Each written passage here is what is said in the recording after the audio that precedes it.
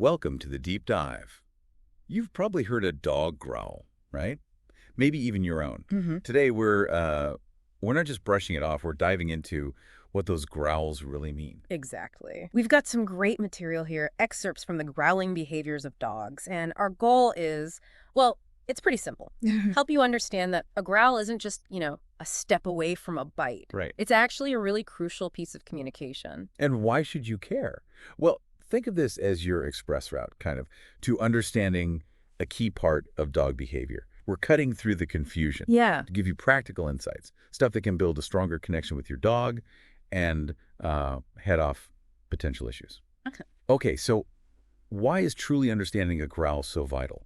Well, what's fascinating here is that a growl is often your dog's early warning system. It's like a little alarm bell going off. Okay. It can signal they're feeling fear, anxiety, stress, Yeah. sometimes even pain. Recognizing this early communication is just so important because figuring out why they're growling, that's the first step. That's how you prevent things escalating, into a snap or even a bite. So they're basically saying, hey, I'm not okay with this. Exactly that. It's their way of trying to avoid a confrontation. Right. And when we get that, we can respond in a way that actually helps them feel safer. Mm-hmm. This isn't just theory. It's about, well, better communication with our furry companions. Now, our source gives us some really powerful examples. Let's start with Dory. What can her story teach us? Ah, Dory. Yeah, her story, she was a Doberman who started growling at strangers around 10 months old. It really highlights the dangers of trying to just punish away communication. Instead of figuring out the why. Exactly. Instead of figuring out why she was scared, her owners used electric collars, prong collars, and just telling her off, basically, to stop the growling. Which, on the surface, might seem like it's working right. The growling stops. Looks like a quick fix. Precisely. And the training did suppress the growling for a while. But here's the critical thing to understand. Dory's fear of strangers. The root cause. The underlying reason for the growling, it wasn't addressed at all, not one bit. Instead, she just learned that if she showed she was uncomfortable, she'd get punished. Okay, here's where it gets really interesting. Because the source makes it clear that using punishment to stop a growl, what's called positive punishment, can have some really negative unintended consequences. Oh, absolutely. The source points out that when you punish a dog for growling, you're essentially like cutting the wire on their warning light. You're silencing their ability to give you that early signal. And the feelings don't just vanish. No. These suppressed feelings, the anxieties, they don't just disappear. They can easily resurface, especially if the dog feels threatened again and doesn't have that warning system anymore. So what happened with Dory? Well, in Dory's case, her aggression towards strangers came back just 2 months later. But this time she was lunging without any of those initial growls or fearful body language warning. Wow, that's such a crucial point. By punishing the growl, they basically took away her way of saying, hey, I'm scared, which unfortunately led to much more dangerous behavior. So what's the science behind why punishing a growl is so, well, counterproductive? The science really comes down to how dogs learn. When you use positive punishment, that means adding something unpleasant, like the collar correction or yelling to stop a behavior like growling. You might get the immediate result, the growl stops. But you haven't changed the feeling. Exactly. You haven't changed how the dog feels about the situation that caused the growl in the first place. In fact, the source really highlights that aversive training can actually make dogs more anxious and potentially more aggressive. Because they link the scary thing with punishment. Yes. They learn to associate the scary thing, like a stranger approaching, with the unpleasant feeling of the punishment. It's like, if you were afraid of spiders and someone zapped you every time you saw one, would that make you less afraid? Definitely not. Probably more. Probably more. It's like taking the warning light off your car's dashboard instead of fixing the engine problem. Yeah, the light's gone, but the issue's still there. And it could get much worse. That's why the source emphasizes that growling is normal communication. It's often just a way for a dog to say, I need some space. So punishing it. Not recommended. Definitely not. Okay, now let's tackle this whole idea of dominance. It comes up so often. Our source really challenges the common belief that our relationships with dogs should be based on, them being submissive to us. Can you unpack why that perspective might be outdated or even harmful? Absolutely. Look, while dogs certainly have social structures and hierarchies within their own groups. Dog to dog. Right, dog to dog. Applying a strict, dominant, submissive model to our relationships with them, human to dog, is often inaccurate. and it can really lead to misinterpretations of their behavior. What we often label as dominance-related aggression Mhm. is more accurately understood, according to the source, as conflict-related aggression. Okay, conflict related. Yeah. So it's less about the dog trying to be the alpha or the boss of the house. Not really in the way people often think about it, no. Conflict aggression usually pops up when a dog feels the need to protect something important to them. Could be food, toys, attention, even their favorite resting spot. Their resources. Exactly, their resources from being taken away or encroached upon. Now, while this can sometimes involve growling at owners in those specific situations, it doesn't really explain why a dog like Dory would growl at strangers, does it? No, that's different. The key thing to remember is that dogs aren't hatching plans to rule the roost based on some human idea of a power struggle. They're reacting. They're reacting to what they perceive as a threat to their well-being or their access to those important resources. So if it's not about them trying to dominate us, how do dogs learn and, decide how to act? The source is really clear on this. Dogs respond to consequences. Basically, what gets them good things and what makes bad things go away. Okay. And this brings us back to the difference between reinforcement and punishment. We saw how positive punishment, adding something bad, was used with Dory to try and stop the growling. Right. And the source also mentions negative reinforcement. What's the difference there? It can get a little confusing. It really can. Okay, so negative reinforcement is about removing something unpleasant to make a behavior more likely to happen again. Removing something unpleasant. Yeah, think about teaching a stay.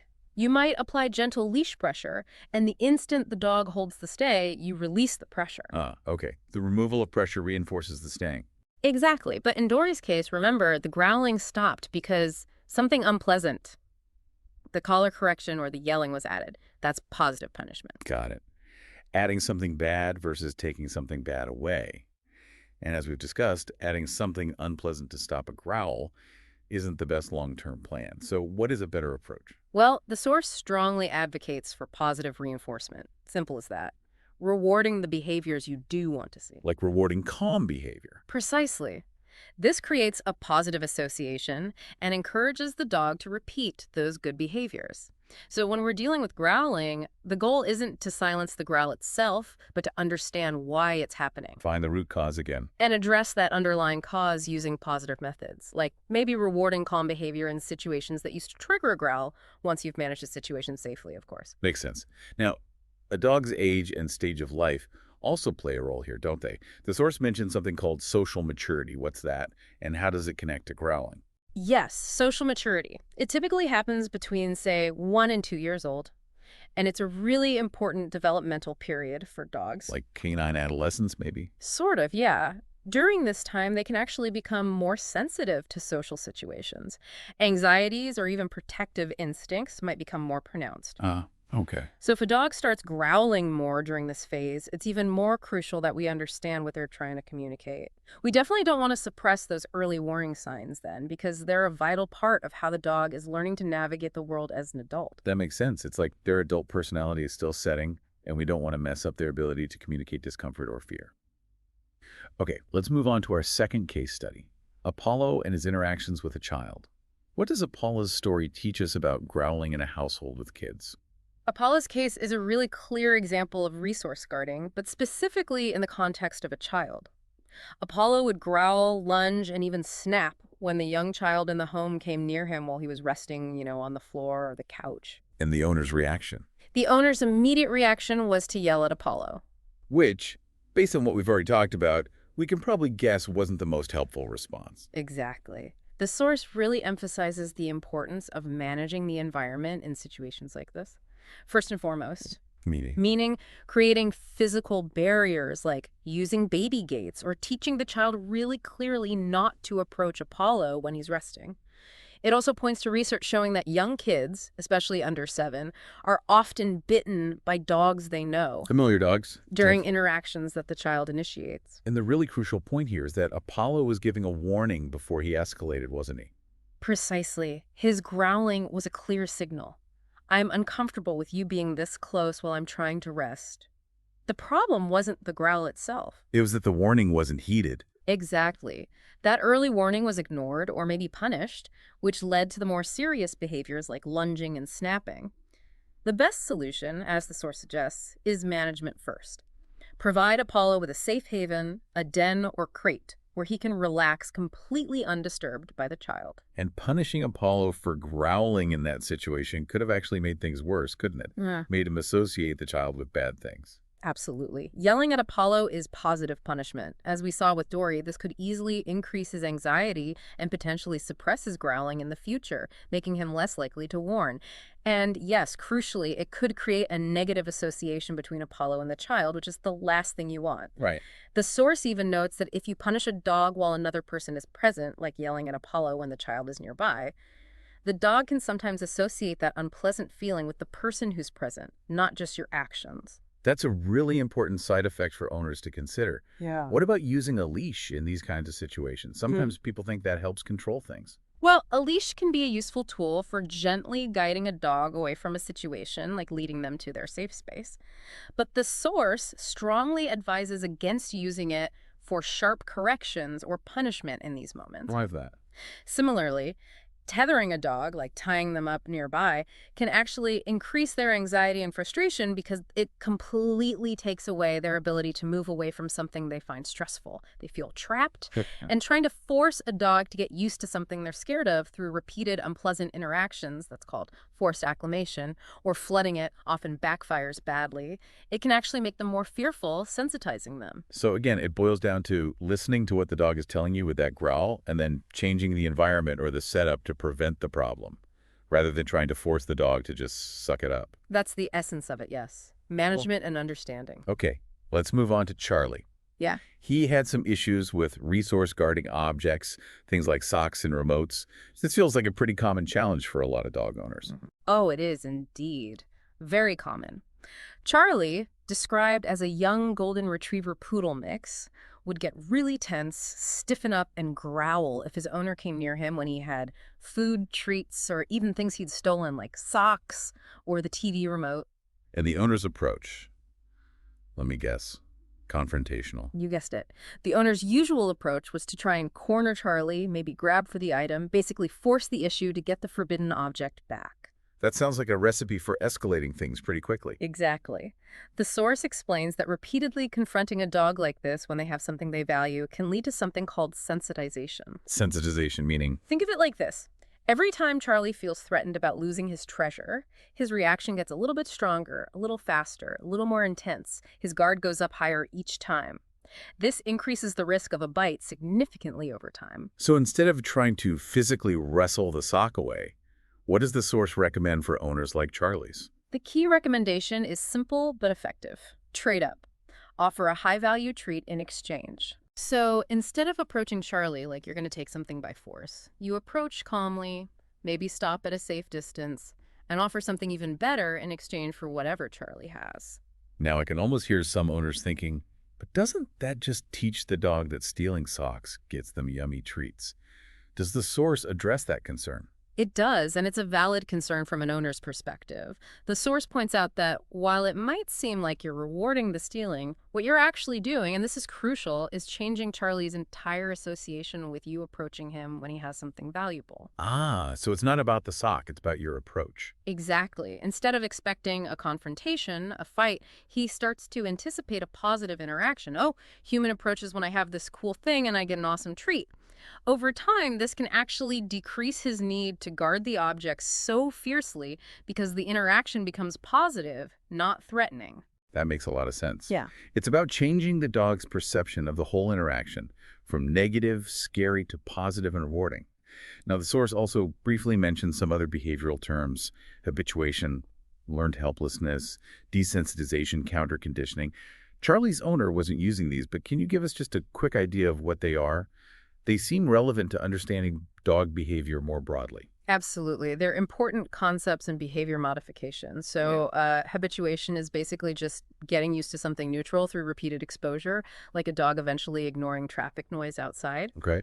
Learned helplessness is, sadly, what can happen if a dog is repeatedly exposed to stressful situations they can't control or escape. They might eventually just shut down and stop trying to respond. It's not a good state. Yeah. Desensitization is a very careful process. It involves gradually exposing a dog to something they're scared of, but at such a low intensity, maybe far away or very brief, that it doesn't trigger their fear response. You slowly increase the intensity as they stay calm. And counter conditioning. Counter-conditioning often goes hand in hand with desensitization.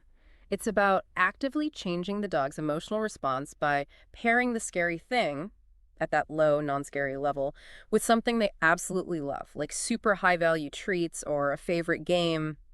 You're creating a new positive association.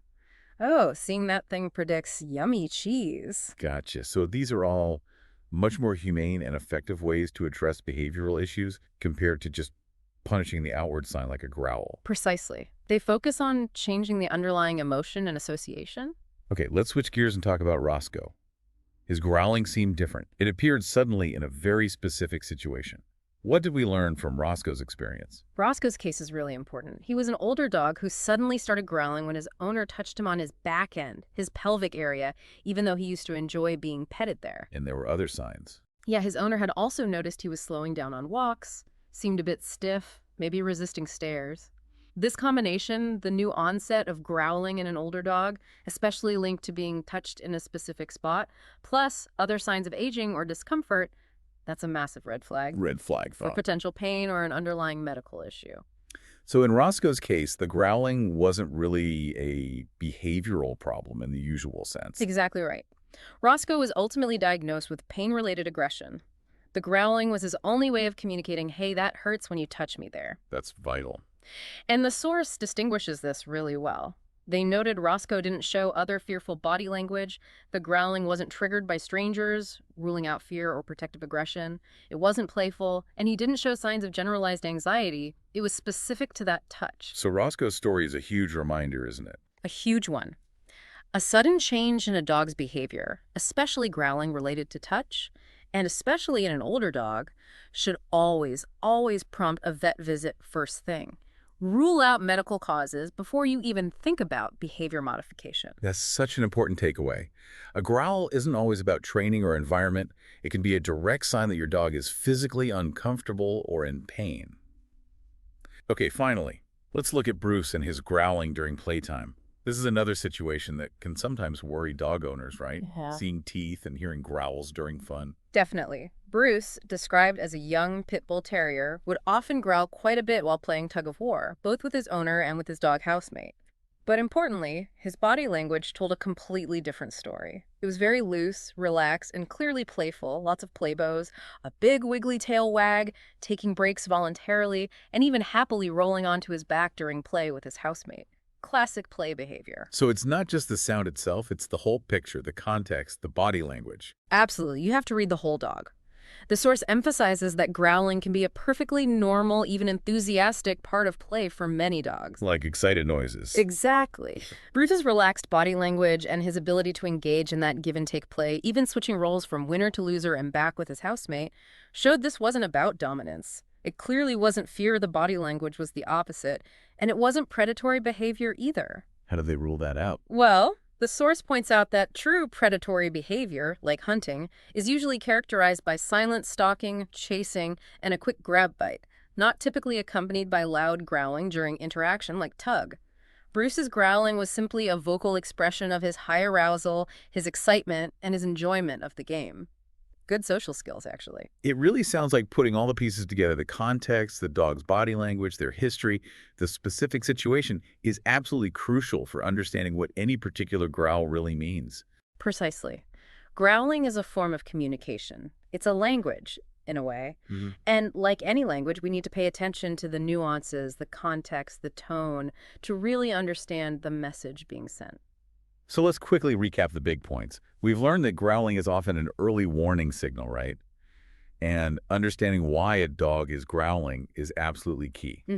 Crucial. We should definitely avoid punishing growls, because that can silence important communication and potentially lead to much more serious issues down the line. Yes, suppresses the mourning. We've seen how growling can be linked to all sorts of things: resource guarding, fear, anxiety, pain, and even just normal, healthy, playful interaction. The whole spectrum of reasons. And our response really needs to be tailored to that specific situation and the underlying cause. And the real aha moment here, I think, for listeners is reframing how we see growling.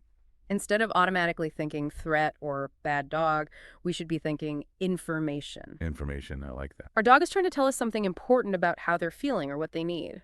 That's a really powerful shift in mindset, isn't it? So for you listening, here's something to maybe chew on. Think back to a time recently when a dog growled. Could have been your own, a friend's dog, one you met on a walk. Based on everything we've just discussed, Yeah. what might that dog have actually been trying to communicate? And knowing what you know now, how might you approach a similar situation differently in the future? Something to think about. Thanks for joining us for this deep dive.